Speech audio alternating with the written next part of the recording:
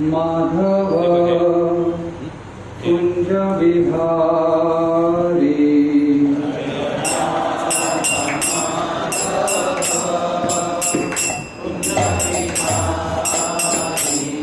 जय राधा माधव कुंज विहारी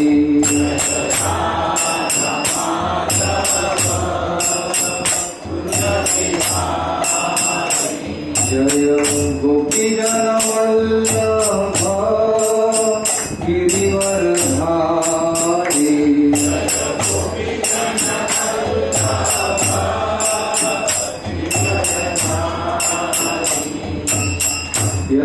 यशोदानंदन ब्रज जनरंजन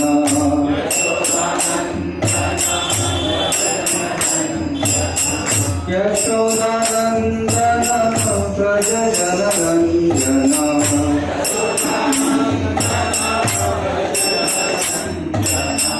यमुना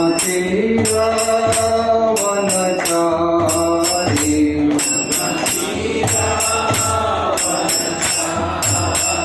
यमुना तीरावनचारी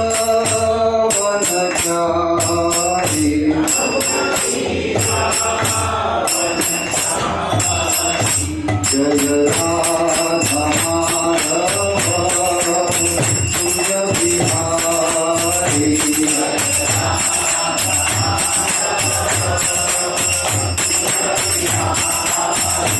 जय राधा माधव कुंज विहारी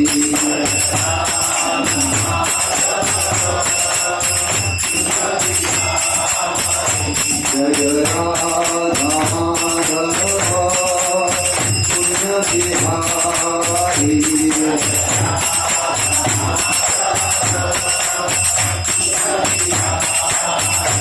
हरे कृष्णा कृष्ण कृष्ण हरे हरे हरे राम राम राम हरे हरे हरे कृष्णा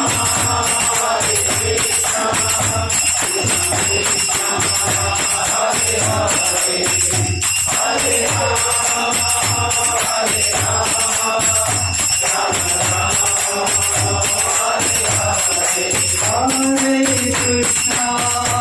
हरे कृष्णा कृष्ण कृष्ण हरे हरे हरे राम राम राम हरे हरे हरे कृष्णा कृष्ण कृष्ण हरे हरे हरे राम राम राम हरे हरे हरे कृष्णा कृष्ण कृष्ण हरे हरे हरे राम राम राम हरे हरे हरे कृष्णा कृष्ण कृष्ण हरे हरे हरे राम राम राम हरे हरे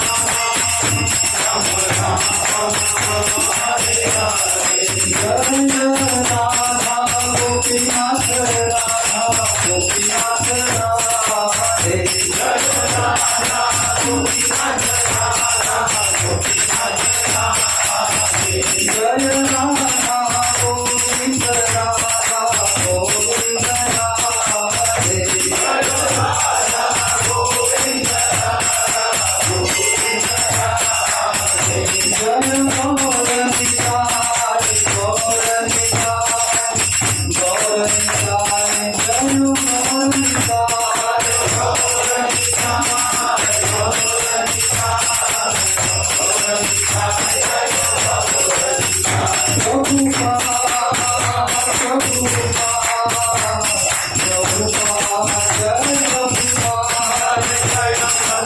गौर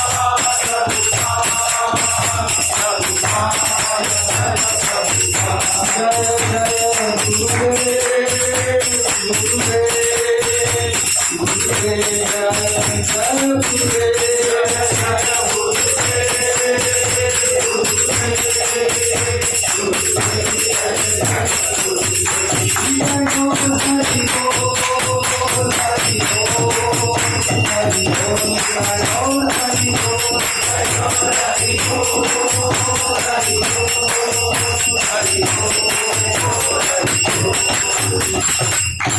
हरिनाम संकीर्तन की हरे कृष्ण महामंत्र की समवेत भक्त वृंद की हरे कृष्ण।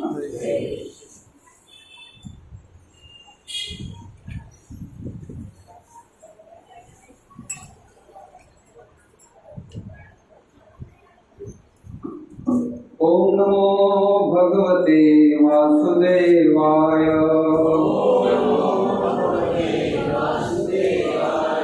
ओम नमो भगवते वासुदेवाय। ओम नमो भगवते वासुदेवाय।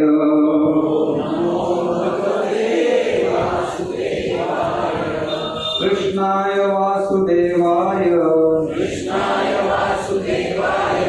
देवकी नंदनाय च नंद गोप कुमाराय गोविंदाय नमो नमः। हरे कृष्णा। आप सभी भक्तों का बहुत बहुत स्वागत है आज के मंगलवार के साप्ताहिक कार्यक्रम में, जो कि यहाँ कितने साल से चल रहा है? करीबन 28 प्लस ईयर से ये कार्यक्रम चल रहा है। तो यहाँ पे आके बहुत महत्वपूर्ण विषय पे बात होती है। कौन सा महत्वपूर्ण विषय है? कृष्ण कथा होती है, कृष्ण कीर्तन होता है, कृष्ण प्रसाद होता है, भक्तों का संग होता है। और इससे ज्यादा और क्या चाहिए? भक्तों में इससे ज्यादा कुछ और चाहिए रहता है? तो यहाँ पे सब भक्त मिलके इतना सुंदर कार्यक्रम आयोजित करते हैं और सभी को एक निश्चित मात्र फायदा होता है। क्या होता है? केवल आनंद करना। यहाँ निकलने के बाद सबके चेहरे कैसे प्रफुल्लित रहते हैं, आनंदी रहते हैं, क्योंकि जो रियल प्लेजर है, जो रियल पीस हम जो बोलते हैं ना कि हम शांति की खोज में है, अगर हमें वो शांति अगर सही में मिल जाए तो आदमी का मन शांत होता है और उसके चेहरे पे रौनक आ जाती है। तो कृष्ण भक्त को पहचानने का एक मात्र तरीका है, वो है कि वो हरदम ब्लिसफुल रहता है, उसको टेंशन नहीं रहता, क्योंकि सब उसने समर्पित किया होता है भगवान के चरणों में। जो भी है मेरे लिए कर रहे वो अच्छा ही होगा। भले थोड़ी देर के लिए मुझे लगा ये मेरे साथ अच्छा, ऐसा नहीं होना चाहिए था, बट हम अगर सोचेंगे ये कृष्णा की इच्छा है और भगवान कृष्ण जो भी मेरे साथ कर रहे ये मेरे लिए अच्छा ही होगा, तो इससे क्या होता है कि हमें एक समर्पण की भावना उत्पन्न होती है और दूसरा हमारा जो स्ट्रेस रहता है, चिंता रहती है, तो चिंता छोड़ के हम क्या करते हैं? चिंतन करते हैं। परसों किसे हमने सुना ना गौरव योगा क्लास में कि हमें ये चिंता छोड़ना है और हमें सिर्फ चिंतन करना है। जो राधा गोविंद देव जी के बारे में हम सोच रहे हैं कि अरे अभी तो हमारे लिए जगह नहीं है, कुछ नहीं, तो गौरव प्रभु ने एक इंडिकेशन दिया है कि अभी हम खुले आसमान के नीचे प्रोग्राम कर रहे हैं। थोड़े दिनों में हम हमारे स्वयं के हॉल में जो भी एसी होगा उसमें हम हमारा प्रोग्राम करेंगे। तो ये हमारे लिए बहुत महत्वपूर्ण बात है और ये किसका नतीजा है? ये केवल आप सभी के अथक प्रयास, अथक भक्ति का ये फल है कि जो हमें इतना सुंदर मंदिर मिला है, वहाँ सेवा करने का अवसर प्राप्त हुआ है। तो हमने शनिवार को शुक्रवार को हमने कौन सा फेस्टिवल सेलिब्रेट किया वहाँ पे? शुक्रवार को गौर पूर्णिमा। तो हमने गौर पूर्णिमा का फेस्टिवल सेलिब्रेट किया। ये क्या है? ये तो धूलिवंदन होता है ना, हमारे इधर तो सब धुलवड़ खेलते हैं, लेकिन नहीं, ये वैष्णव लोग तो गौर पूर्णिमा सेलिब्रेट करते हैं। उस दिन आम जनता तो नशे में धुत रहती है, हम भी नशे में धुत रहे थे, लेकिन किसके? हरि नाम के। उस दिन बहुत भक्तों ने भी प्रयास किया है 64 राउंड्स करने का, किसी ने उससे ज्यादा भी प्रयास किया है। ये क्यों किया है हमने? ये गौर पूर्णिमा फेस्टिवल है क्या और क्यों करते हैं हम? हाँ, कोई बता सकता है ये फेस्टिवल क्यों किया हमने? क्या था वो दिन? हाँ, चैतन्य महाप्रभु का अपीयरेंस हुआ था, आविर्भाव हुआ था। वो कभी हुआ था आविर्भाव? कितने साल पहले? करीबन 550 साल पहले। कहाँ हुआ था? नवद्वीप धाम में। कौन कौन गए हैं नवद्वीप धाम? हम में से बहुत सारे भक्त गए हैं और बहुत सारे भक्त गए नहीं है। तो सभी ने यही प्रयास करना है कि हमें वो धाम में जाना है, क्योंकि वहां पे क्या है? धाम में क्या है? चैतन्य महाप्रभु स्वयं कृष्ण वहां पे अवतीर्ण हुए थे, और वो जो जगह है, जो आज भी वहाँ योग पीठ जाते हैं, तभी वो नीम के पेड़ के नीचे उनका जो बर्थ हुआ है, इसलिए उनका नाम क्या था? निमाई। और उस समय नवद्वीप ये जो शहर है, उस समय बहुत फेमस किस लिए था? कोई बता सकता है क्यों फेमस था? जैसे महाराष्ट्र में एक पुणा शहर है, पुणे को क्या बोलते हैं? विद्येचे माहेरघर, बराबर ना? तो वैसे नवद्वीप को उस समय में विद्येचे माहेरघर, यानी कि जहाँ पे स्कॉलर्स निकलते थे। हाँ, जैसे आजकल IIT अगर करना है तो कहाँ जाना पड़ता है? कोटा जाओ, कोटा से पूरे IIT बाहर निकलते। तो वैसे ही नवद्वीप ये जो शहर है पश्चिम बंगाल में, अभी पहले तो बंगाल पूरा था, अभी वो पश्चिम बंगाल में है। तो वहाँ पे एक नीम के पेड़ के नीचे उनके माता पिता का नाम क्या था? निमाई के सची माता और जगन्नाथ मिश्रा। तो ये दोनों का सुपुत्र, उनके नाम पहले निमाई नहीं था, पहले क्या था उनका नाम? विश्वंभर, यानी पूरे विश्व का भरण करने वाला विश्वंभर। तो ये जो निमाय पंडित है, ये बहुत ही स्कॉलर थे, और स्कॉलर होने के साथ साथ वो क्या थे? बहुत ही नॉटी थे, बहुत परेशान करते थे।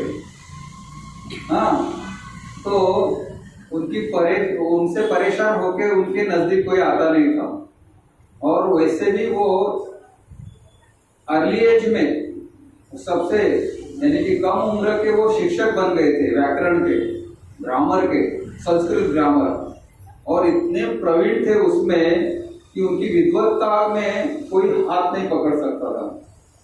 तो उन्होंने बहुत जन को परास्त भी किया था। उसमें प्रमुख नाम आता है कौन? केशव कश्मीरी। केशव कश्मीरी को भी उन्होंने परास्त किया था। तो ऐसे निमाई पंडित जब भी बड़े हुए, उसके बाद उन्हें लगा कि मुझे अभी क्या करना है? इनिशिएशन, दीक्षा लेनी है। तो दीक्षा किससे लेते हो? ईश्वरपुरी, उनसे वो दीक्षा लेते हैं। और उसके बाद उनमें परिवर्तन आ जाता है। क्या परिवर्तन आ जाता है? कि वो जो बचपन में इतने नॉटी थे, इतने परेशान करते थे, वो अचानक से चेंज हो गए, और उन्होंने बाकी सब चीज, यानी कि जो मास्टर थे, स्कॉलर थे, वो सब कुछ चीजें छोड़ के वो सिर्फ क्या करने लगे?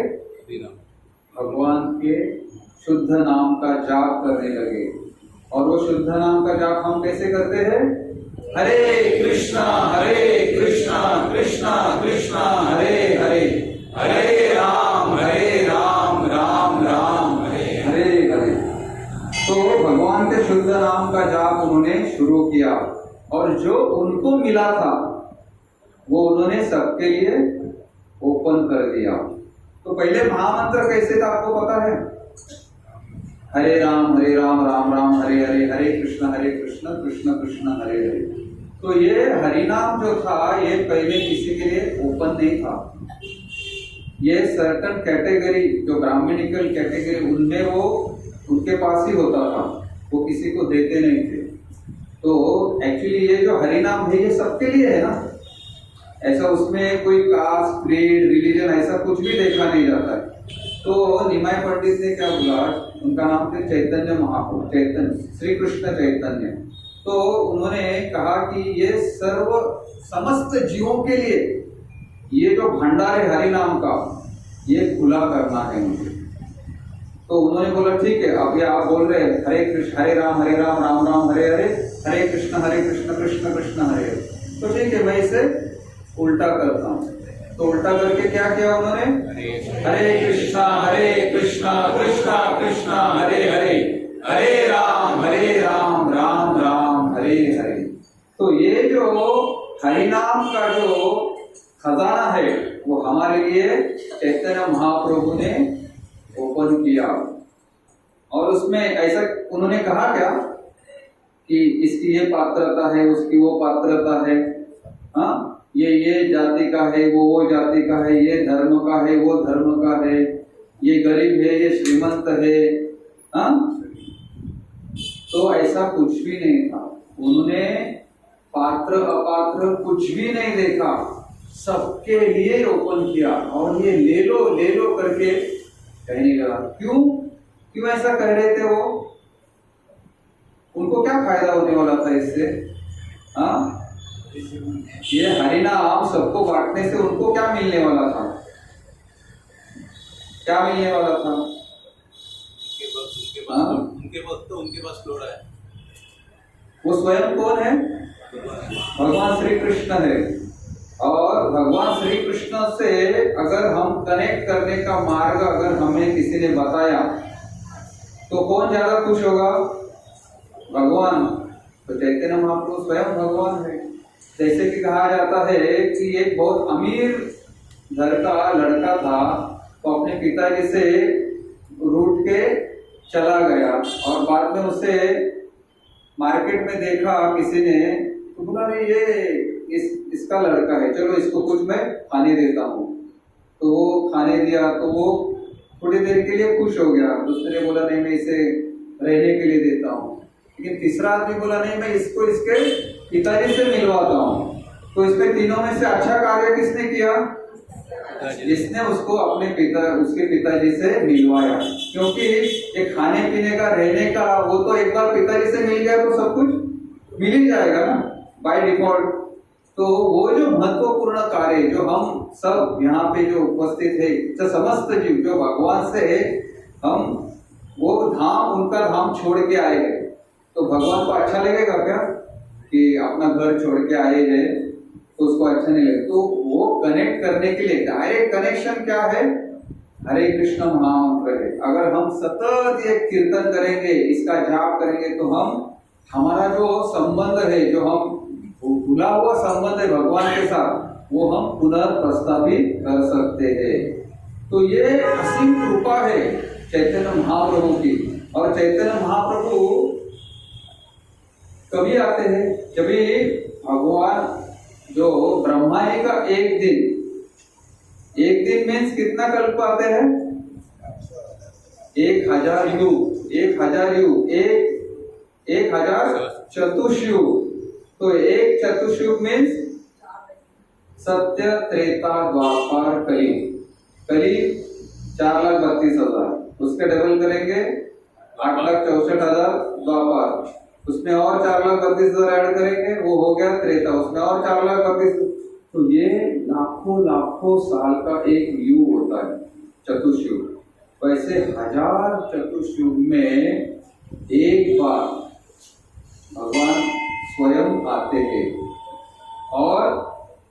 चैतन्य महाप्रभु भी एक बार आते हैं। तो ये हमारा जो युग चल रहा है कलयुग, कि हम इतने भाग्यशाली है, इतने भाग्यशाली है कि 550 साल पहले भगवान चैतन्य महाप्रभु स्वयं आए हैं हमारा उद्धार करने के लिए। और कृष्ण का वर्ण कैसे होता है? कृष्ण कौन से कलर के होते हैं? श्याम वर्ण। और चैतन्य महाप्रभु तो कैसे हो गए? कृष्ण कैसे हो गए? तो उन्होंने क्या किया? राधा का भाव लिया है। राधा का रंग कैसे? तप्त कांचन गौरांगी राधे वृंदावनेश्वरी। तो जो गोल्डन कॉम्प्लेक्शन है राधा रानी का, वो उन्होंने धारण कर लिया। इसलिए चैतन्य महाप्रभु का अवतार कैसे बोला जाता है? गोल्डन अवतार। तो गोल्डन अवतार, गोल्डन कलर में आ गए।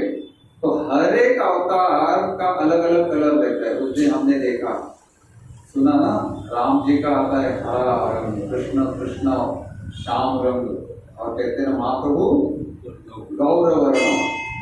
तो ये जो चैतन्य महाप्रभु है, इनके लिए एक भजन नरोत्तम दास ठाकुर ने बहुत अच्छे से रचाया है।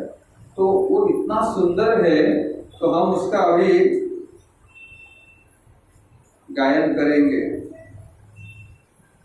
तुम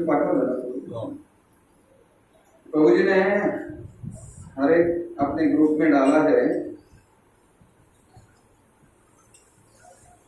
श्री कृष्ण चैतन्य दया करो मोरे। मिला सबको?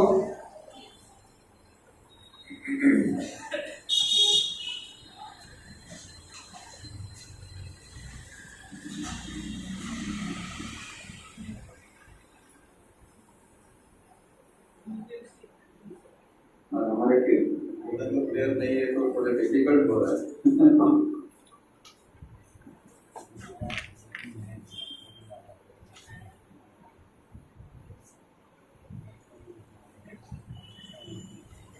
बहुत सुंदर भजन है ये। हम पहले भजन गाएंगे, उसके पश्चात उसका हम अर्थ भी जानेंगे।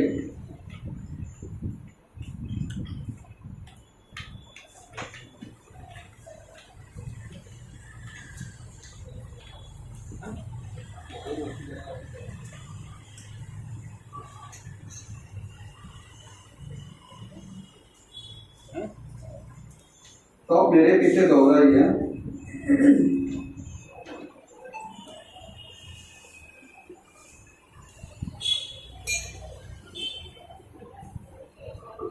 सबको मिला? हरे कृष्णा।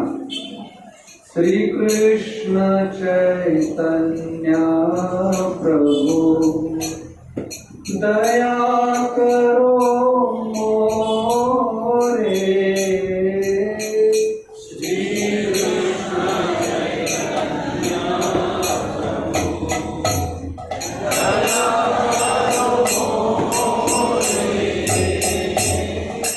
कृष्ण चैतन्य प्रभु दया करो मोरे।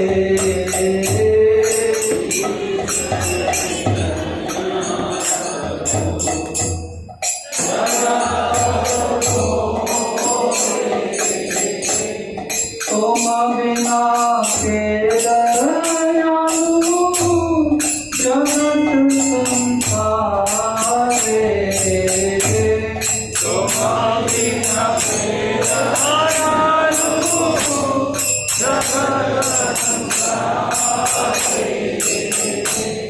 पतित पावन हेतु तव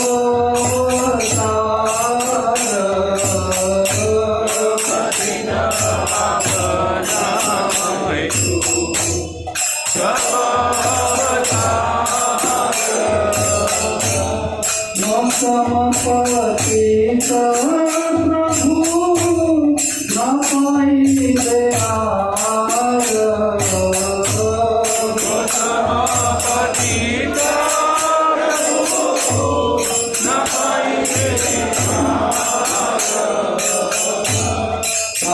प्रभु नित्यानंद प्रेमानंद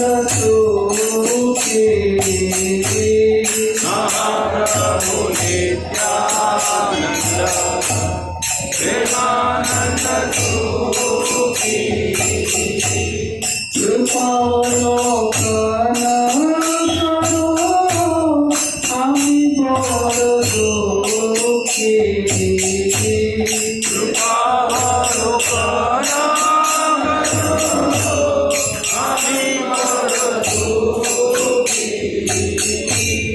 दया करो सीतापति अद्वैत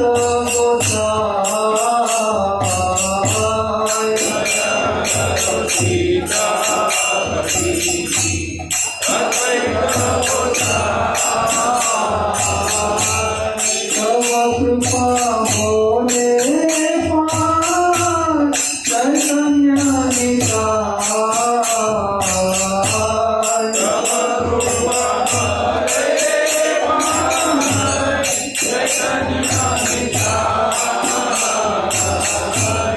महास्वरूप सनातन रूप रघुनाथ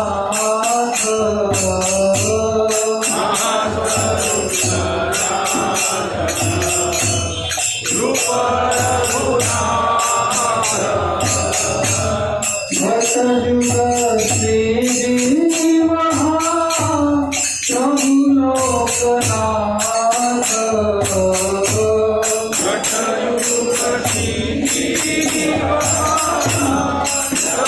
लोकनाथ दया करो श्री आचार्य प्रभु श्रीनिवास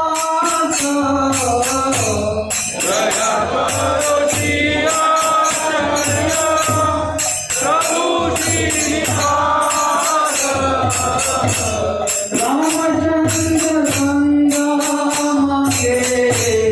नरोत्तम दास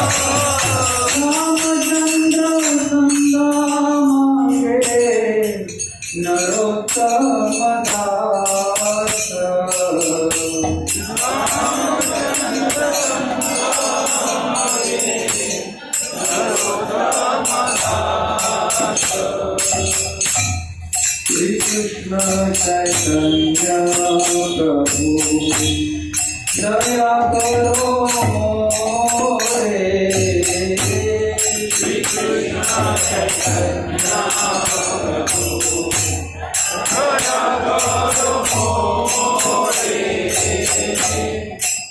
तुम बिना के दयालु जगत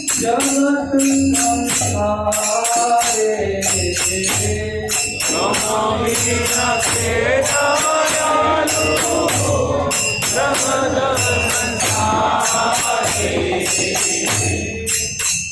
नरोत्तम दास ठाकुर की जय। इतना सुंदर भजन नरोत्तम दास ठाकुर ने रचा है। श्री कृष्ण चैतन्य प्रभु दया करो मोरे तोमा बिना के दयालु जगत संसारे। हे श्री कृष्ण चैतन्य महाप्रभु मुझ पर दया कीजिए, इस संसार में आपके समान दयालु और कौन है। पतित पावन हेतु तव अवतार मौसम पतित प्रभु ना पाइबे आर। हे प्रभु पतितों को पावन करने हेतु ही आपका अवतार हुआ है, अतः मेरे समान पतित आपको और कहीं नहीं मिलेंगे। नरोत्तम दास ठाकुर जी का भाव देखिए। वो क्या कहते हैं कि मेरे समान पतित, यानी कि मैं इतना पतित हूँ, ऐसा पतित आपको कहीं और नहीं मिलेगा। तो बाद में वो कहते हैं, हा प्रभु नित्यानंद प्रेमानंद सुखी, कृपावलोकन करो आमी बड़ो दुखी। हे नित्यानंद प्रभु, आपको सदैव गौरांग देव के प्रेमानंद में मस्त रहते हैं। नित्यानंद प्रभु हरदम गौरांग प्रभु के साथ रहते हैं ना। कृपा पूर्वक मेरे प्रति आप दृष्टिपात कीजिए, क्योंकि मैं बहुत दुखी हूँ। मैं इतना दुखी हूँ, कभी कभी मेरे तरफ भी देखिए। बाद में वो कहते, दया करो सीतापति अद्वैत गोसाई, तव कृपा बले पाई चैतन्य निसाई। ये अद्वैत आचार्य, आप मुझ पर कृपा कीजिए, क्योंकि आपके कृपा बल से ही चैतन्य निताई के चरणों की प्राप्ति संभव हो सकती है। अद्वैत आचार्य ये प्रमुख कारण है कि चैतन्य महाप्रभु को यहाँ पे अवतरित होने के लिए आह्वान करने का, क्योंकि उन्होंने देखा था उस समय में जो ये था, यानी कि भगवान के नाम का जाप ठीक से नहीं हो रहा था, यानी कि बहुत ही अनर्थ हो रहे थे। तो उन्होंने देखा कि ये सब पतित जीव को उद्धार करने के लिए भगवान को स्वयं आना पड़ेगा। तो उन्होंने भगवान को आवाहन किया। और वो कैसे आह्वान किया, उनके पास क्या था आह्वान करने के लिए? एक शालिग्राम शिला था, और वो भी कौन सा था? नरसिंह देव का शालिग्राम शिला था। और उसके ऊपर उन्होंने गंगा का जल अर्पित करके और तुलसी दल अर्पित करते करते भगवान को आवाहन किया। तो भगवान को आह्वान किया। वो दिन भगवान ने जब भी जन्म लिया, यानी कि अवतीर्ण हुए, तभी वो दिन कौन सा था? फाल्गुन पूर्णिमा थी। और जब भी भगवान अवतरित हुए तो उस समय ग्रहण लग गया था। तो उस समय में, यानी कि अभी भी जब भी ग्रहण लगता है तभी हम क्या सोचते हैं कि बहुत अमंगल वातावरण तैयार हो गया है। तो अमंगल वातावरण को मंगल करने के लिए हम क्या करते हैं? भगवान के नाम का जाप करते हैं। हरे कृष्णा कृष्णा कृष्णा हरे हरे, हरे राम राम राम हरे हरे। तभी उस समय भी सब लोग भगवान के नाम का जाप कर रहे। कोई गंगा मैया में जाके उधर खड़ा रह के जाप कर रहा है, कोई बाहर जाप कर रहा है। ऐसे नहीं किसी बिंदु ही कर रहे, मुस्लिम भी कर रहे थे। लेकिन भगवान देखो, ऐसे वातावरण को मंगलमय बनाने के लिए तभी से इंडिकेशन दिया था कि मुझे क्या चाहिए? हरिनाम ही चाहिए। तो हरिनाम करते करते फिर वो ग्रहण होने के बावजूद भी वातावरण मंगलमय हो गया और चैतन्य महाप्रभु का आविर्भाव हो गया। तो देखिए भगवान कैसे कैसे लीला करते हैं हमारे जैसे पति जीवों को बताने के लिए। भाई ऐसा नहीं है, इसको जाप करो मंगलमय वातावरण हो जाएगा। तो उसका जो प्रमुख श्रेय जाता है अद्वैत आचार्य को। इसलिए उन्होंने क्या कहा, हे अद्वैत आचार्य, आप मुझ पर कृपा कीजिए, क्योंकि आपके कृपा बल से ही चैतन्य निताई के चरणों की प्राप्ति संभव हो सकती है। बाद में षड गोस्वामी को बोलते, हाहा स्वरूप सनातन रूप रघुनाथ भट्ट जुग श्री जीव प्रभु लोकनाथ।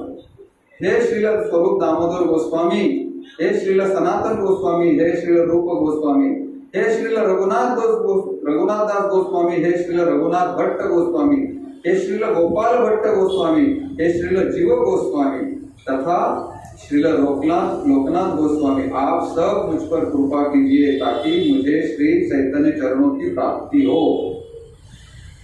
उन्होंने षड गोस्वामियों को, लोकनाथ गोस्वामियों को, सबको प्रार्थना की, क्योंकि वो उनके निकट पार्षद थे। उनको चैतन्य महाप्रभु का संग प्राप्त हुआ था, चैतन्य महाप्रभु ने उनको शिक्षा दी थी। तो इसलिए उन्होंने उनसे प्रार्थना की कि आप मुझ पर कृपा कीजिए ताकि मुझे श्री चैतन्य चरणों की प्राप्ति हो। उसके बाद उन्होंने और क्या कहा, दया करो श्री आचार्य प्रभु श्रीनिवास, रामचंद्र संग मांगे नरोत्तम दास। यानी कि श्री नरोत्तम दास ठाकुर प्रार्थना कर रहे हैं कि हे श्रीनिवास आचार्य, आप मुझ पर कृपा करें। हमारे यहाँ पर भी श्रीनिवास आचार्य प्रभु की कृपा होती रहती है, तो आप मुझ पर कृपा करें ताकि मैं श्री रामचंद्र कविराज का संग प्राप्त कर सकूं। रामचंद्र कविराज का संग प्राप्त कर सकूं, ये प्रार्थना कौन कर रहे हैं? नरोत्तम दास ठाकुर कर रहे हैं। तो ऐसे नरोत्तम दास ठाकुर ने इतना सुंदर भजन किया, बना रचा है चैतन्य महाप्रभु के बारे में। तो वो प्रार्थना है, वो शरणागति की प्रार्थना है कि ये मुझे अपने चरणों में स्थान दीजिए। तो चैतन्य महाप्रभु जब भी अवतीर्ण हुए, उसके बाद उन्होंने शुरू में तो वो बहुत नटखट थे, उसके बाद वो जब भी दीक्षा हुई तभी पूरा चेंज हो गए। उसके बाद सिर्फ वो हरिनाम करते थे, और किसी ने अगर कुछ मिला भी, अगर वाराणसी में अगर गए थे तभी प्रकाशानंद सरस्वती ठाकुर उनके शिष्य थे, सब लोग उनका मजाक उड़ाते थे, ये क्या सिर्फ नाचते भगवान का जोर से नाम लेते हैं, तो ये वो सन्यासी नहीं है, ये अलग ही कोई है, अपना ही कुछ चलाते हैं ऐसे। लेकिन जब भी उनको पता चला कि ये अन्य कोई नहीं है, ये कौन है? स्वयं भगवान श्री कृष्ण है। तो चैतन्य महाप्रभु जब भी आए तो उन्होंने क्या शिक्षाएं दी हमें? प्रमुख शिक्षा क्या थी? श्रीमद् भागवतम क्या है? भगवान और भक्तों का ग्लोरिफिकेशन है, भगवान की लीलाएं है, उसकी लीलाओं का वर्णन है। बाद में भगवान श्री कृष्ण स्वयं क्या उपदेश करते हैं? भगवद गीता। ये भगवान उपदेश इंस्ट्रक्शन देते हैं, और चैतन्य महाप्रभु क्या करते हैं? वो जो इंस्ट्रक्शन है, वो जो उपदेश है, वो प्रैक्टिकली अप्लाई कैसे करना है ये सिखाने के लिए आते हैं। जैसे भगवान श्री कृष्ण ने कहा है भगवद गीता में, मत मना भो मत भक्तो मध्याजिमा नमस्कुरु। हाँ, यानी कि मेरा स्मरण करो, मेरा ही पूजा करो, हाँ, मेरा ही चिंतन करो, मेरा स्मरण करो, मेरी पूजा करो, मेरी आराधना करो, मेरे चरण में आ जाओ। ये केवल भगवान श्री कृष्ण कह सकते हैं। और लेकिन वो उसके लिए क्या करना है, शरणागति कैसे लेना है, वो सिखाने के लिए चैतन्य महाप्रभु आता है। यानी कि चैतन्य महाप्रभु की जो शिक्षा है, ये भगवान श्री कृष्ण के उपदेशों का प्रात्यक्षिक है, बराबर। ये फर्स्ट हमारा है, भगवान चैतन्य महाप्रभु ने क्या हमारे लिए सिखाया है। दूसरा, उन्होंने क्या कहा है कि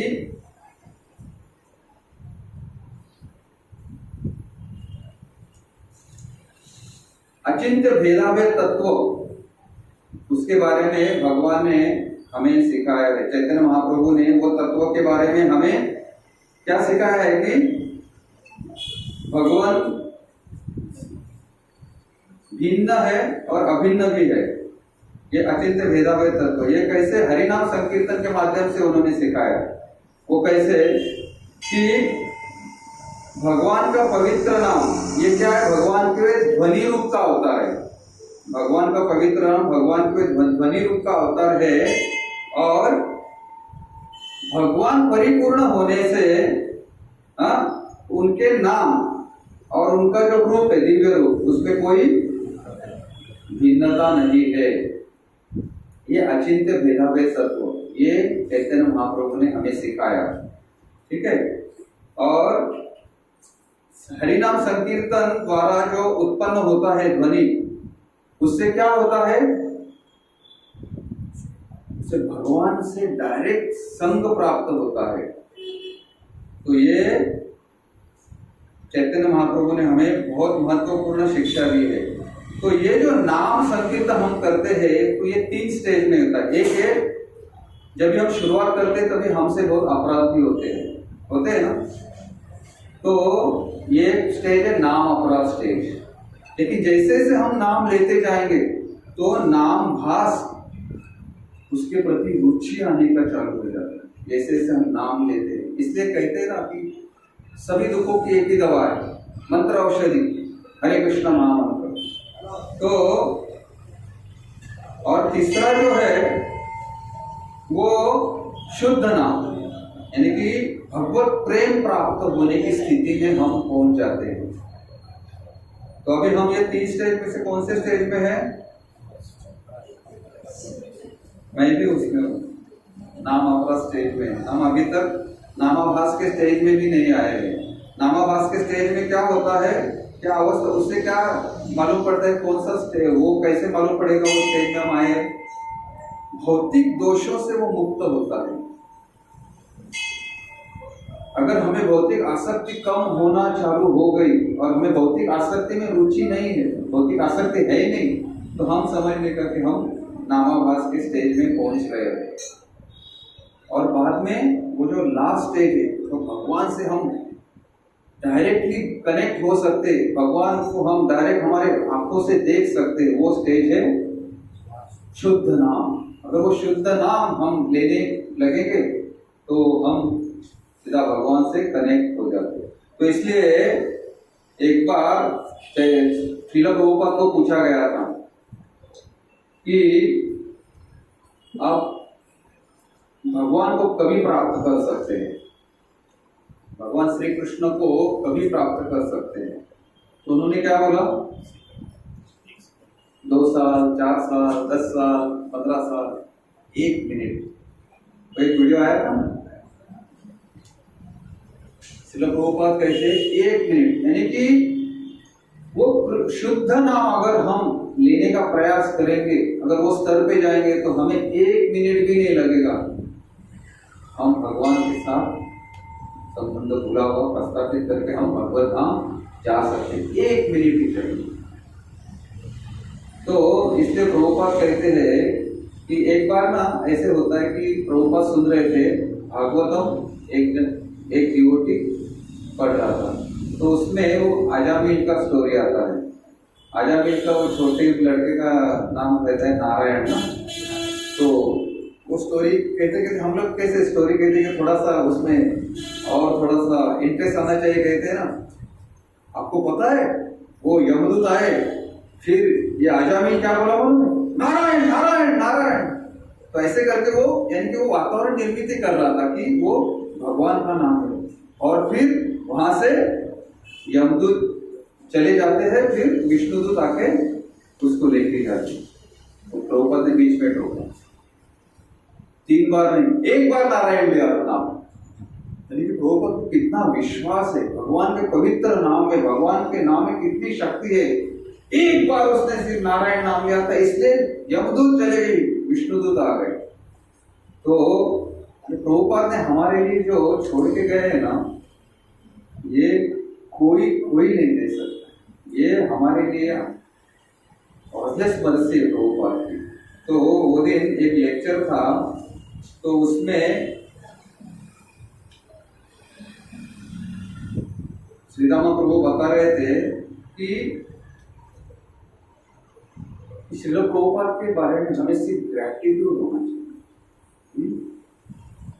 ये जो ग्रैटिट्यूड है, तो प्रभुपाद का मूड क्या था मालूम है? प्रभुपाद कहते थे कि चैतन्य महाप्रभु के मिशन में अगर मुझे सेवा करने का मौका मिला और मुझे नरक में भी जाना पड़ा तो भी मैं तैयार हूँ। कितना प्रभुपाद हमारे लिए करके गए। क्या? I am prepared to live in hell even if I am able to serve Lord Chaitanya Mahaprabhu mission.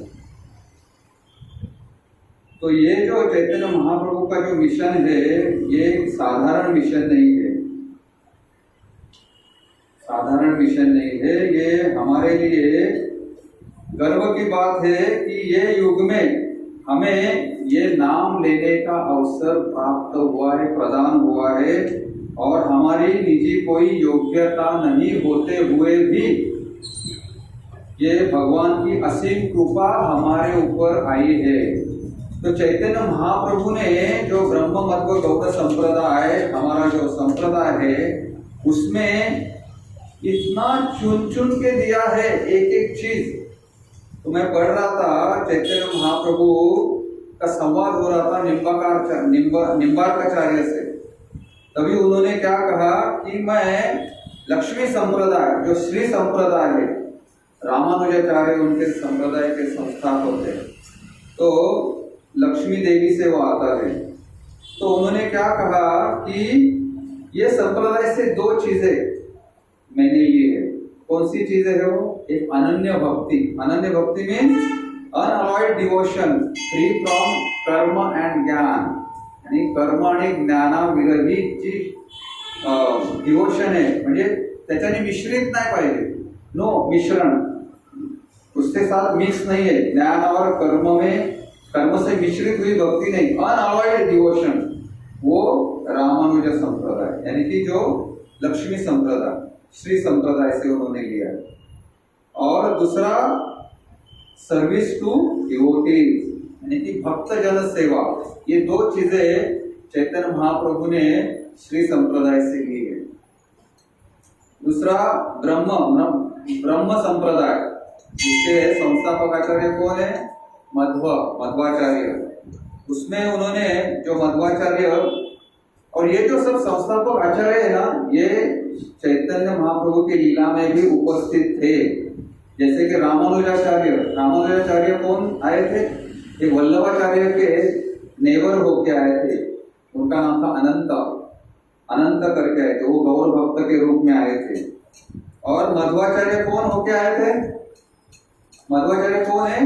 वायु, भीम, हनुमान, और वो चैतन्य लीला में मुरारी गुप्ता करके आए थे। तो उन्होंने केवल अद्वैत निरासन यानी कि complete defeat of मायावाद philosophy, Madhvacharya ने क्या किया? मायावाद फिलॉसफी को डिफीट किया। और क्या? दूसरा कृष्ण मूर्ति सेवना यानी कि भगवान श्री कृष्ण का अर्च विग्रह की सेवा। उडुपी में आप कोई गए हैं? उडुपी कृष्ण का दर्शन किसने किसने किया है? क्या सेवा होती है वहां पे, आप जरूर जाइए एक बार उडुपी। वो 8 मठ है, 8 मठ में एक मठ को 2-2 साल की सेवा रहती है। तो वो जिस तरह से भगवान के अर्च विग्रह की सेवा करती है ना, तो सुबह जाके आप देखना मंगल आरती के समय में तो वो हमें मध्वाचार्य जी से यानी ब्रह्म संप्रदाय से मिला है। तो वो है worship of deity of Krishna, understanding it to be eternal. तो उसके बाद रुद्र संप्रदाय, जो कि विष्णु स्वामी उसके संस्थापक आचार्य थे, वो वल्लभ भट्ट करके कृष्ण चैतन्य लीला में आए थे। तो उन्होंने कौन से 2 चीजें ली? तदीय सर्वस्व भाव यानी कि sentiment of total dependence on Krishna, यानी भगवान श्री कृष्ण के ऊपर पूर्णता अवलंबित होना, ये हमें रुद्र संप्रदाय से मिला है चैतन्य महाप्रभु की कृपा से। और दूसरा the path of spontaneous devotional service, राग मार्ग, तो ये हमें रुद्र संप्रदाय से चैतन्य महाप्रभु ने दिया है। बाद में निम्बार्काचार्य, उन्होंने निम्बार्काचार्य से बोला, और आपसे कुमार संप्रदाय के वो संस्थापक आचार्य है, उसे द्वैत अद्वैत तत्वज्ञान, उसका उदाहरण कौन है? केशव कश्मीरी। हाँ, वो केशव कश्मीरी बन के आए थे निम्बार्काचार्य गौर लीला में। उसमें उन्होंने एकांत राधिका आश्रय, the necessity of taking exclusive shelter of Radhika, यानी कि जैसे हम हरे कृष्ण महामंत्र में हरे किसको संबोधित किया जाता है? राधा रानी को। तो वो हरे नाम कितनी बार आता है महामंत्र में? 8 बार आता है। तो पूर्ण आश्रय हम लेते हैं, ये हमें निम्बार्क संप्रदाय से यानी कि कुमार संप्रदाय से मिलती है। और दूसरा एक महत्वपूर्ण है निम्बार्क संप्रदाय, निम्बार्काचार्य से गोपी भाव, the exalted mood off the gopis, love for Shri Krishna. इसलिए गोपी भाव में हमें रहना है। इसलिए मैं कहा गोपी भर्तु पद कमलयोर दास दास दास दासानुदास, यानी कि हमारा भाव कैसे होना चाहिए? हमें भगवान के दासों के दासों के दासों का दास बनना है, ये मूड में हमें भक्ति करनी है। तो ये जो दो दो चीजें लिए है चैतन्य महाप्रभु ने हर एक संप्रदाय से, तो वो पहला क्या था, अनन्य भक्ति और भक्तजन सेवा। ये हमने किससे लिया, श्री संप्रदाय से। उसके बाद ब्रह्म संप्रदाय से मायावाद फिलॉसफी का निरासन, केवल अद्वैत निरासन, केवल अद्वैत निरासन। और दूसरा कृष्णमूर्ति सेवा, ये हमने लिया ब्रह्म संप्रदाय से। बाद में रुद्र संप्रदाय से तदीय सर्वस्व भाव, यानी कि total dependence on Krishna and spontaneous devotional service, राग मार्ग। और चौथा कुमार संप्रदाय से क्या लिया, बहुत महत्वपूर्ण चीजें क्या है, exclusive shelter of Radhika, Radhika एकांत राधिकाश्रय एंड गोपी भाव। तो ये 8 चीजें, 4 संप्रदाय से दो दो चीजें करके चैतन्य महाप्रभु ने हमें दी है। और उससे ब्रह्म मध्व गौड़ संप्रदाय जो हम फॉलो करते हैं, तो वो बहुत बड़ी देन है हमारे लिए चैतन्य महाप्रभु की। तो चैतन्य महाप्रभु ने इतना सब कुछ दिया, और चैतन्य महाप्रभु ने उसके बावजूद और भी दिया है बहुत। हर रोज हम इसको कहते हैं, क्या है वो, शिक्षाष्टकम, 8 वर्षे से। तो हम वो 8 वर्षे से ना उसको भी गाएंगे, क्योंकि आज वो हमारे लिए बहुत महत्वपूर्ण दिन है। क्योंकि हमें ये चैतन्य महाप्रभु ने क्या दिया है ना, इसके बारे में हमें मालूमात होनी चाहिए। तो इसलिए पहले हमने क्या किया, शरणागति का भजन लिया, क्योंकि हमें पूर्ण शरणागत होना है। क्योंकि चैतन्य महाप्रभु की सेवा हमें कोई ये भवसागर से पार करने वाला नहीं है। इसलिए श्री कृष्ण चैतन्य प्रभु दया करो मोरे, तोमा बिना ये दयालु जगत संसार, कि आपके इतना दयालु ये जगत में संसार में कोई नहीं है। तो ये जो शिष्याष्टकम है, जो हम हर रोज सुबह गाते हैं, तो उसका हम अभी साथ में गाएंगे, सबके पास है ना।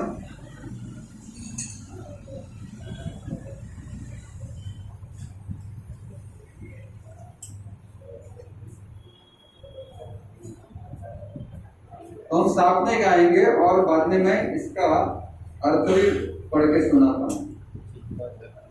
चेतो दर्पण मार्जनम भव महातवा विनिर्वापणम श्रेय गैरव चंद्रिका वितरणम विद्यावधू जीवनम आनंदाम विवर्धनम प्रतिपदम पूर्णामृता स्वादनम सर्वात्मा स्नपनम परम विजयते श्री कृष्ण संकीर्तनम।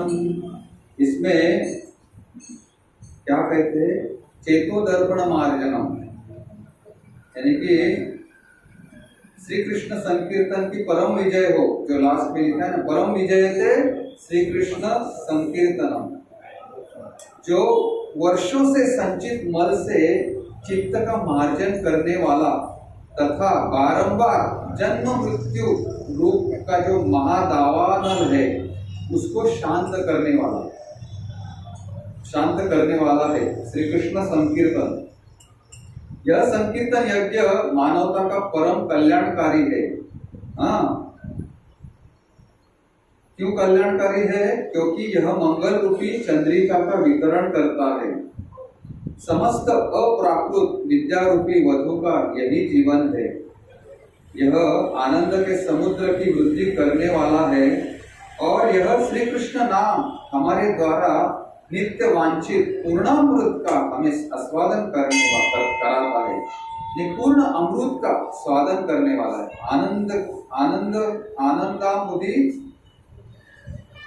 आनंदाम्बुधि वर्धनम प्रतिपदम पूर्णामृता स्वादनम। ये आनंद के रूप समुद्र की वृद्धि करने वाला है और यह श्री कृष्ण नाम हमारे द्वारा नित्य वांछित पूर्णामृत का हमें आस्वादन कराता है। यानी कि आनंद की उपमा देखिए, किसको दी? समुद्र की। समुद्र अथांग रहता है, यानी कि वैसे वो अथांग आनंद की प्राप्ति हमें किससे मिलती है? भगवान के शुद्ध नाम से, क्योंकि वो पूर्ण अमृत है। नाम नाम कारी बहुधा निज सर्व शक्ति तत्रार्पिता नियमित स्मरणेन कालः एतादृशी तव कृपा भगवन् ममापि दुर्दैव विदृश्यमिहाजनि अनुरागः। हे भगवान, आपका अकेला नाम ही जीवों का सब प्रकार से मंगल करने वाला है। कृष्ण गोविंद जैसे आपके लाखों नाम है। आपने इन अप्राकृत नामों में अपनी समस्त अप्राकृत शक्तियां अर्पित कर दी है। यानी कि अपने नाम में पूरी पोटेंसी है भगवान के नाम। इन नामों का स्मरण और कीर्तन करने में देश कालादि का कोई नियम भी नहीं है। हे प्रभु, आपने तो अपनी कृपा के कारण हमें भगवान नाम के द्वारा अत्यंत ही सरलता से भगवत प्राप्ति कर लेने में समर्थ बना दिया है। किंतु मैं इतना दुर्भाग्यशाली हूँ कि आपके नाम में मेरा तनिक भी अनुराग नहीं है। ये रचना किसने की है? चैतन्य महाप्रभु ने, स्वयं भगवान। और वो कहते हैं कि मैं ये भगवत प्राप्ति करने के लिए इतना भगवान नाम अत्यंत सरल उपाय दिया है, लेकिन मैं इतना दुर्भाग्यशाली हूँ। वो हमारे लिए कहते हैं, हम लोग इतने मैं दुर्भाग्यशाली हूँ कि आपके नाम में मेरा तनिक भी अनुराग नहीं है, रुचि नहीं बढ़ रही है। बाद में तीसरा उन्होंने वर्ष दिया है, तृणादपि सुनीचेन करोरपि सहिष्णुना अमानिना मानदेन कीर्तनीय सदा हरि। तो हमें किस तरह से बनना है? अगर ये जो पहले वाला वर्ष है उसमें रुचि नहीं आ रही तो आगे वाला उपाय दिया है, क्या करना है? स्वयं को मार्ग में पड़े हुए तृण से भी अधिक नीच मानकर, वृक्ष से भी अधिक सहनशील होकर, मिथ्या मान की भावना से सर्वथा शून्य रहकर दूसरों को सदा ही मान देने वाला होना चाहिए। 3 उपाय दिए। एक, तृण से भी ज्यादा नम्र, वृक्ष से भी ज्यादा सहनशील और खुद को मान की अपेक्षा न करते हुए दूसरों को सम्मान देना। ये होने से क्या होता है? ऐसी मन की स्थिति में व्यक्ति हरिनाम कीर्तन कर सकता है। यानी कि अगर हम कीर्तन कर रहे, ये 3 स्थिति में नहीं है, तो हम वो कीर्तन नहीं कर रहे, हम मैकेनिकली हम भगवान का नाम ले रहे हैं। इसलिए उन्होंने क्या बोला है कि न धनम न जनम न सुंदरी कविता व जगदीश कामये। यानी कि मुझे ये अपेक्षा नहीं है। उसके बाद का वर्ष है, न धनम न जनम न सुंदरी कविता व जगदीश कामये मम जन्मनि जन्मनीश्वरे भवताद् भक्तिर्अभैतुकी त्वयि। हे सर्व समर्थक जगदीश, मुझे धन एकत्र करने की कोई कामना नहीं है। न मैं अनुयायियों, सुंदर स्त्री अथवा सालंकार कविता का ही इच्छुक हूँ। मेरी तो एकमात्र कामना यही है कि मैं जन्म जन्मांतर में आपकी अहैतुकी हमारे ऊपर आपकी अहैतुकी भक्ति बने रहे।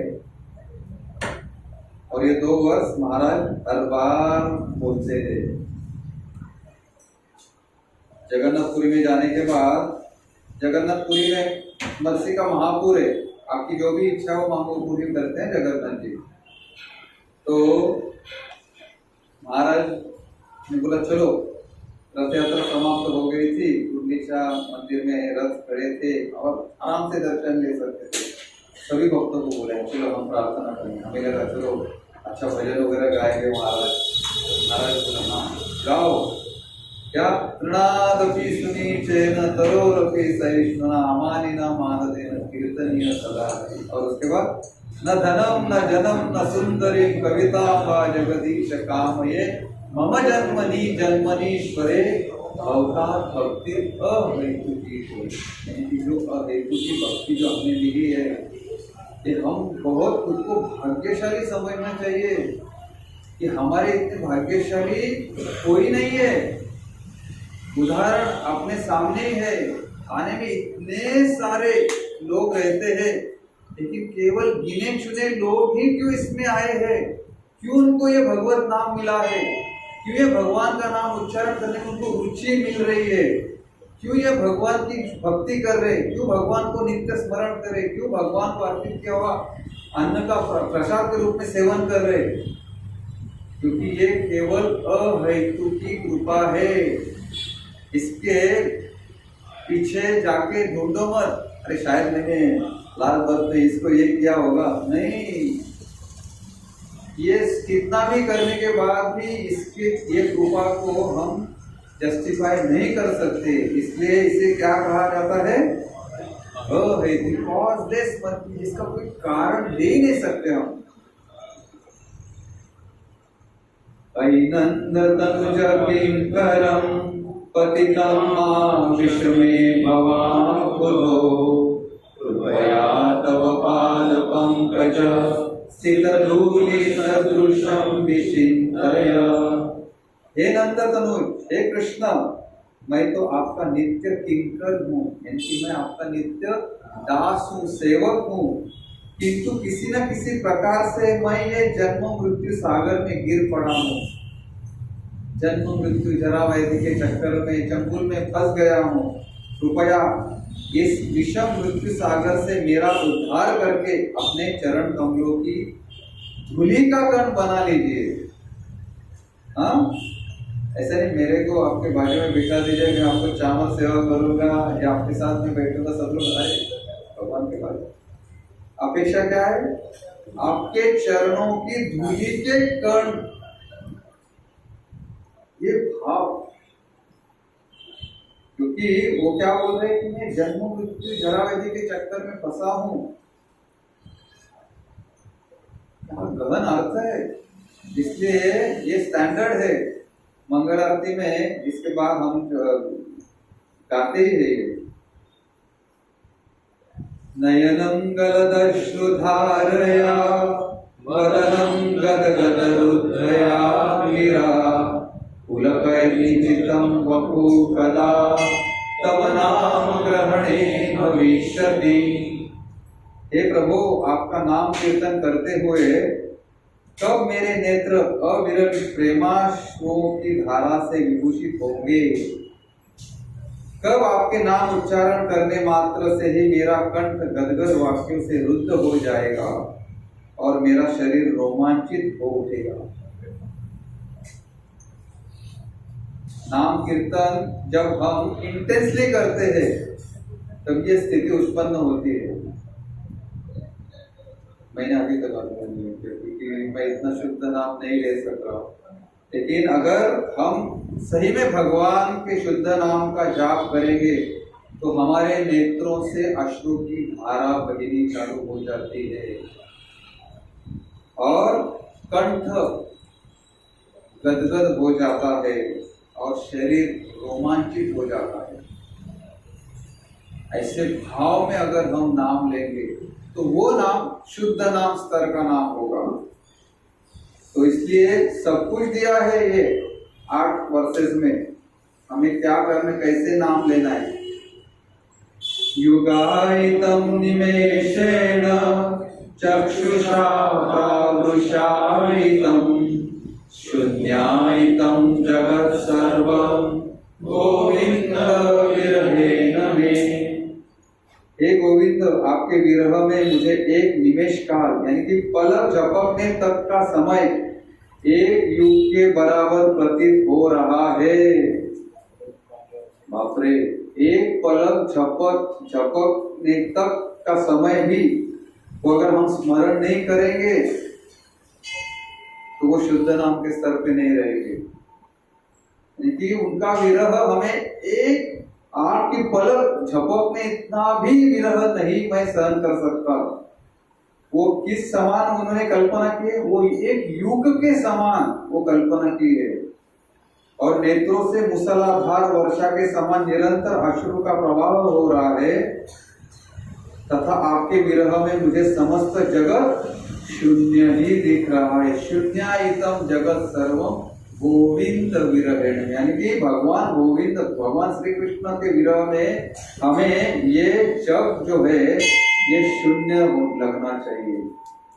क्या भाव है। आश्लिष्यवा पादरतां विनष्टुमा अदर्शनां ममर्तां करोतु वा यथा तथा वा विदधातु लंपटो मत्प्राणनाथस्तु सेवना परहा। एकमात्र श्री कृष्ण के अतिरिक्त मेरे कोई प्राणनाथ है ही नहीं, और वे मेरे लिए यथानुरूप ही बने रहेंगे, चाहे वे मेरा गाढ़ आलिंगन करे अथवा दर्शन न देकर मुझे मर्माहत करे। वे लंपट कुछ भी क्यों न करे, वे तो सभी कुछ करने में पूर्ण स्वतंत्र है, क्योंकि श्री कृष्ण मेरे नित्य प्रतिबंध रहित आराध्य प्राणेश्वर है। तो उन्होंने क्या कहा कि ये भगवान श्री कृष्ण के अतिरिक्त मेरा कोई प्राणनाथ है ही नहीं, वो मुझे गाढ़ आलिंगन करे, वह दर्शन न देकर मर्माहत करे, वो लंपट कुछ भी क्यों न करे, वो कुछ करने के लिए वो स्वतंत्र है, क्योंकि वो श्री कृष्ण मेरे नित्य प्रतिबंध रहित आराध्य प्राणेश्वर है। ये भाव अगर आके हम वो नाम लेंगे तो वो नाम शुद्ध स्तर का नाम कहा जाता है। इसलिए मैं जानबूझ के ये लिया कि हम लोग गाते तो है, शिक्षाष्टकम गाते तो है, लेकिन वो एक गाने के जैसा होता है, चलो ये कंप्लीट करना है, इसके बाद ये, उसके बाद वो है, चलो। इसका अर्थ क्या है? ये अर्थ अगर मालूम होने के बाद अगर हम इसे गाएंगे तो हमें उसकी डेप्थ मालूम होती है कि कितना गहन अर्थ उसमें छिपा है। नहीं तो न धनम न जनम न सुनने मारा जाता है, चलो हम भी गाएंगे, हाँ तृणादपि सुनी चैन बोलते तो है, लेकिन वो मन में एक अहंकार है ना, वो मूल अहंकार, वो कभी चाहता नहीं, मान नहीं दिया करता है, उसको मान नहीं, वो आ गया तो समझने का, वो हम हमें बोलने के लिए ही बोल रहे, वो स्तर आया ही नहीं। तो चैतन्य महाप्रभु ये जो शिक्षाक्रम के 8 वर्ष दिए सिर्फ, बाकी कुछ भी नहीं, और सिर्फ बाकी जो प्रैक्टिकल, जो प्रात्यक्षिक दिया है भगवान के चरणों का आश्रय कैसे लेना है, वो कैसे लेना है, तो भगवान के शुद्ध नाम का जाप करके लेना है। तो हम यहीं पे विराम करते, क्योंकि ऑलरेडी 9:22 हो गए हैं। तो हम 5 मिनट नरसिंह प्रेयर ही गाएंगे, तो नरसिंह प्रेयर हम गाएंगे, और उसके पश्चात हम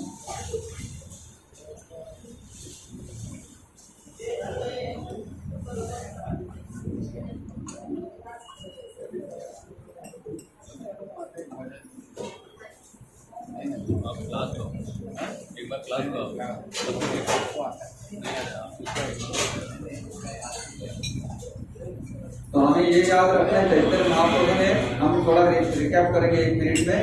हमें पहले तो क्या दिया है, अचिंत्य भेदाभेद तत्व, यानी कि भगवान के नाम और भगवान में कोई अंतर नहीं है, भगवान ने पूरा पोटेंशियल उसमें डाला है, इसलिए भगवान का नाम हम उच्चारण करते तभी हम भगवान के साथ डायरेक्ट संयोग प्राप्त कर सकते हैं। बराबर, ये विशेष शिक्षा हमें दी है। और दूसरा जो भगवत गीता में कहा है, उपदेश जो दिया है, उसको प्रैक्टिकली अप्लाई कैसे करना है, वो चैतन्य बाबू भक्त बनकर आके हमें स्वयं बताते हैं। उसके बाद भगवान ने 8 चीजें ली है, कौन सी? अनन्य भक्ति, उसके बाद नहीं सुने, अद्वैत निरासन, यानी कि जो फिलोसॉफी उसको समूल रूप से नष्ट करना है, जो मायावाद फिलोसॉफी का। कृष्ण मूर्ति सेवन, हाँ, और गोपी भाव, रैंडम भी चलेगा जो भी याद आता है, और एकांत रागिका आश्रय, और स्पॉन्टेनियस राग मार्ग भक्ति, और हो गए ना मेरे ख्याल से। और सर्विस टू डिवोटी। हरि बोल।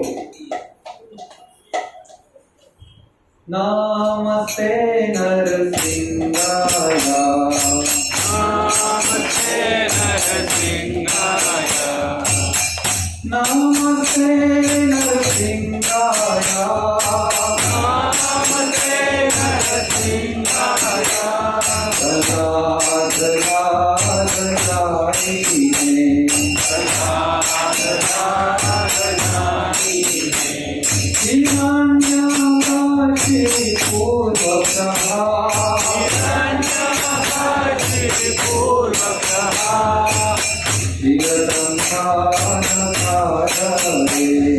शिरसंधानकारणे, ईशो नरसिंहा परतो नरसिंहा, ईशो नरसिंहा परतो नरसिंहा, यतो यतो यामि ततो नरसिंहा, यतो यतो यामि ततो नरसिंहा, भजे नरसिंहा हृदये नरसिंहा, भजे नरसिंहा हृदये नरसिंहा, नरसिंहमतिं शरणं प्रपद्ये, नरसिंहमतिं शरणं प्रपद्ये, तव करकमलबले नखा अद्भुत सिंहासनिका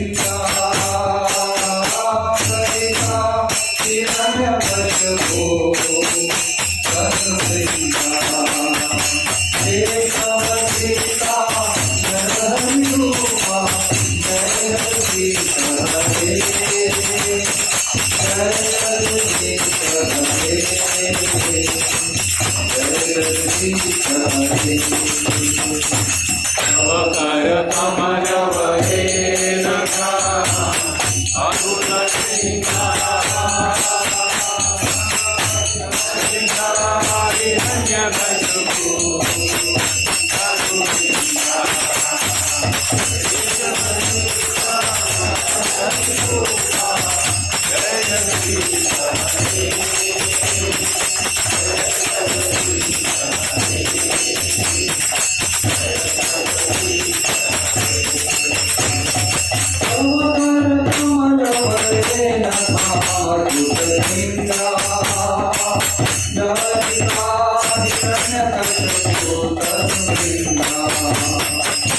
एकवक्ता नरहरिरूपा जय सीता हे, जय सीता हे, तव करकमलबले नखा अद्भुत